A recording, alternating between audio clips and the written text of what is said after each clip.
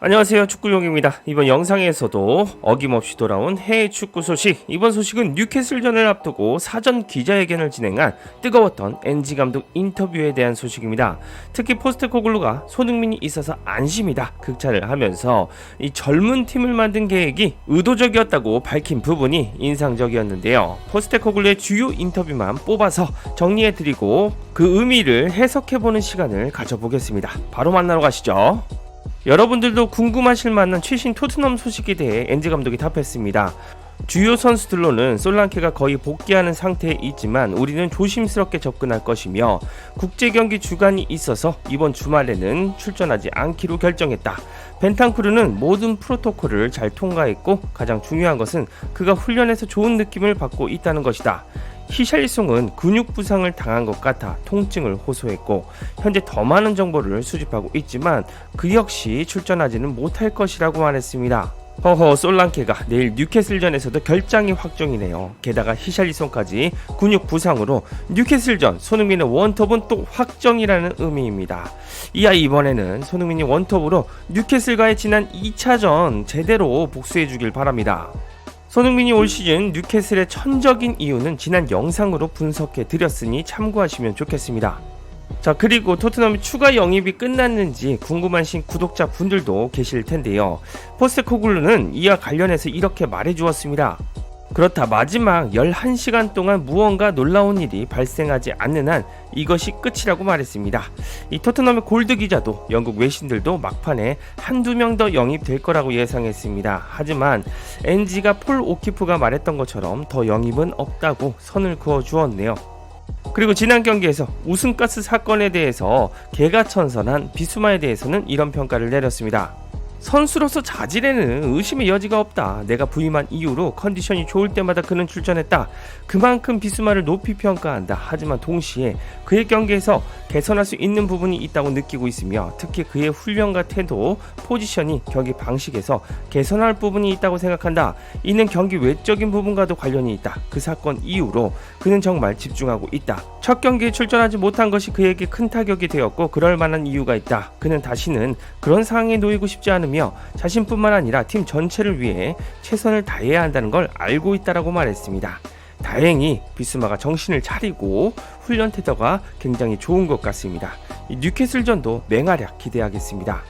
그리고 지난 시즌 후반기 토트넘 부진의 주역이었던 메디슨에 대한 답변도 있었습니다. 메디슨의 시즌 시작에 대해 얼마나 만족하냐는 질문에 이렇게 답했습니다. 메디슨은 정말 잘해주고 있다. 지난주에도 말했듯이 메디슨이 신체적으로 좋은 상태에 있을 때 그의 훈련은 탁월하고 일관성이 있다.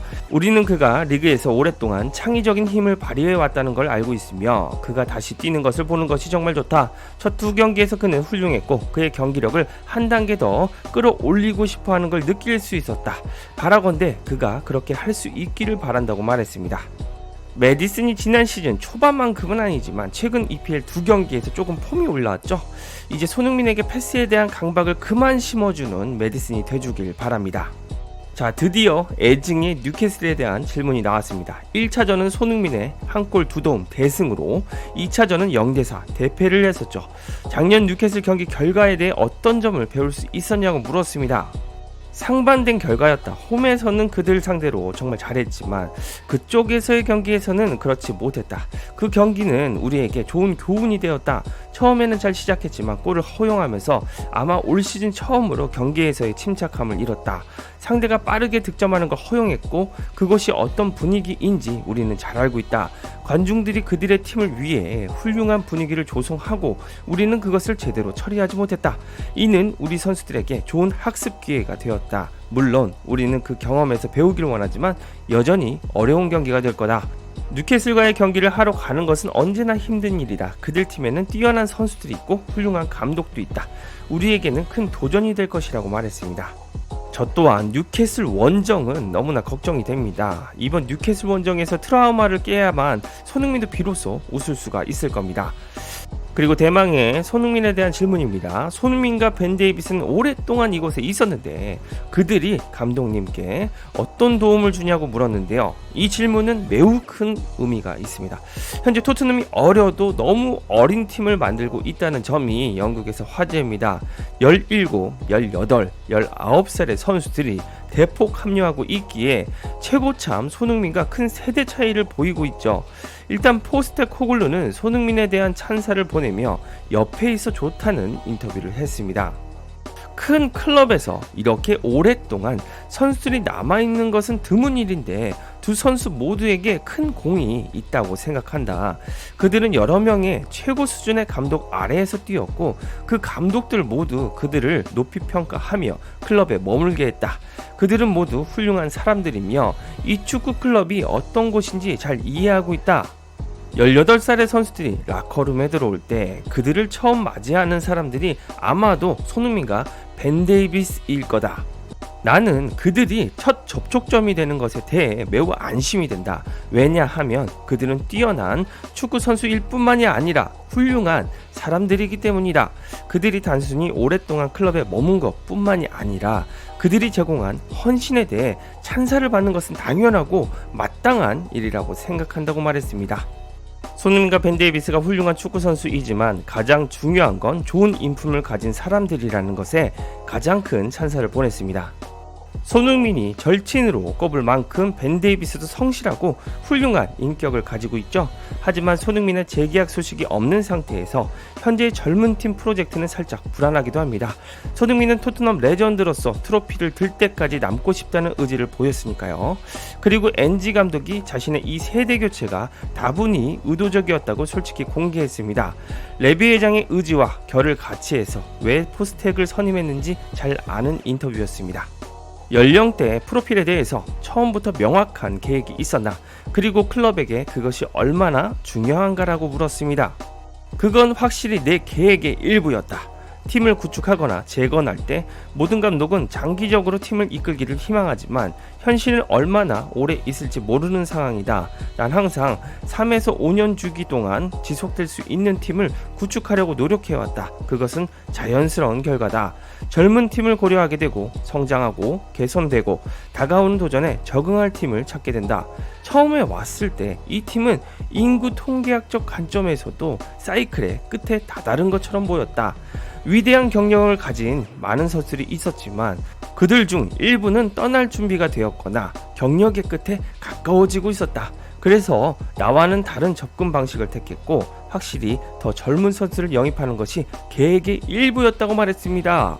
와, 레비 회장이 굉장히 좋아할 만한 사상을 가진 포스텍 감독입니다. 그런데 위대한 경력을 가지고 있지만 경력의 끝에 가까워진 선수는 우리 손흥민 이야기는 아니겠죠? 또한 클럽에 18살에서 23살 사이에 많은 선수들이 있는데 그로 인해 팀의 분위기와 감독님의 역할이 어떻게 변했냐고 물었습니다. 내 역할은 크게 변하지 않았지만 젊은 선수들은 에너지를 가져오고 이곳에 있는 것에 대해 흥분해 있다. 그들은 이 축구 클럽에 있는 것, 프리미어리그에서 뛰는 것, 그리고 다가오는 도전에 대해서 흥분해하고 있다. 그리고 내가 생각하기에 그들은 좋은 환경에 들어온 것 같다. 왜냐하면 우리가 가진 시니어 선수들도 여전히 매우 동기부여가 되어 있고 야심을 가지고 있기 때문이다. 그들이 함께 성장할 수 있는 환경을 제공하는 것 같다. 그들 모두 비슷한 경력 시점에 있기에 개별적으로나 집단적으로 도전을 경험하게 될 것이다. 그리고 그들이 함께 그것을 경험한다면 그것을 극복하는 데 더 나은 방식으로 도움이 될 것이라고 말했습니다. 그렇다면 젊은 선수들에게 당신의 축구 스타일을 가르치는 것이 더 쉽냐고도 물었습니다. 여기서 손흥민에게 우리가 감탄할 만한 극찬이 또 터지는데요. 아니다. 그건 선수에 따라 다르다. 선수의 마음가짐에 달려있다. 손흥민도 아치 그레이만큼 배우고자 하는 의지가 있다. 결국 개인의 성향에 달린 문제다. 때때로 젊은 선수들이 새로운 방식에 더 개방적이기 때문에 가르치기가 더 쉬울 수도 있다. 하지만 요즘 젊은 사람들의 세계에서는 단순히 내가 지시하면 그대로 따르는 시대는 지났다고 생각한다. 우리가 무엇을 하고 있는지에 대한 이야기와 설명이 필요하다. 젊은 선수들은 코칭을 받고 싶어하고 확실히 정보를 원한다. 왜 특정한 것을 요구하는지 알고 싶어한다. 하지만 나는 그런 부분을 즐긴다고 말했습니다.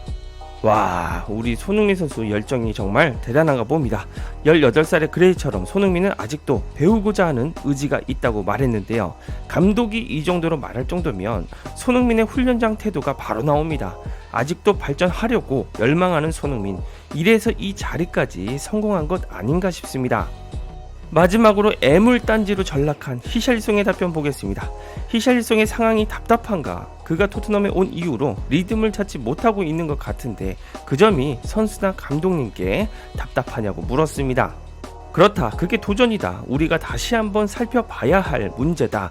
그는 꽤 오랫동안 아마 나 이전부터도 그 사이클에 있었던 것 같다. 우리는 많은 고민을 했고 이 보수적인 접근 방식을 택했다. 그는 프리시즌 경기에 출전하지 않았고 1군 축구에서는 20분밖에 뛰지 않았다고 말했습니다. 어찌 인터뷰 뉘앙스를 보니 히샬리송에 대한 큰 기대는 이제 접은 듯 보입니다. 이 히샬아 흥민이 형 열정 보고 많이 배워서 다시 솔랑케랑 경쟁해 보자고. 이번 영상도 이렇게 여러분들과 축구 이야기를 나눌 수 있어서 즐거웠습니다. 다음 영상에서도 또 어떤 소식들이 기다리고 있을지 궁금하시죠? 구독과 좋아요 잊지 마시고 다음 영상에서 만나요. 축구용이었습니다.